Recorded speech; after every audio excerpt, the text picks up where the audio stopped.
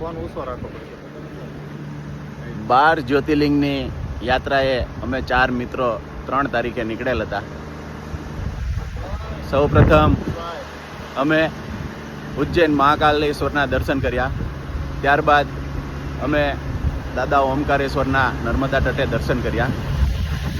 એના પછી અજંતા ઇલારોની ગુફા પાસે વેરુલ ગામે શ્રી કૃષ્ણેશ્વર મહાદેવના દર્શન કર્યા. ત્યારબાદ ગઈકાલે ત્રંબક રાજના નાસિક મુકામે દર્શન કરી અને આજે અમે ભીમાશંકર મુકામે જવા નીકળેલ હતા.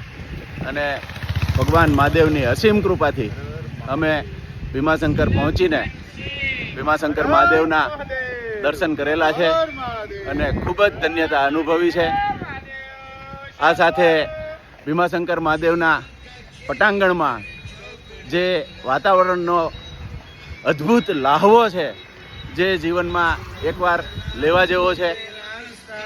આજુબાજુ તમામને તમે જોશો તો ધર્મમય અને સનાતની ધર્મને એક આપણને આભારરૂપ થાય એવી લાગણી લઈને તમામ ભક્તજનો ભીમાશંકર મહાદેવના દર્શન કરવા માટે આવી રહ્યા છે.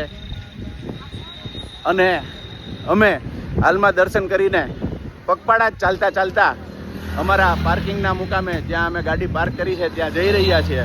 અને આ વાતાવરણનો અદ્ભુત લાહવો અમે ચારેય મિત્રો ઉઠાવી રહ્યા છે. બોલો હર હર મહાદેવ.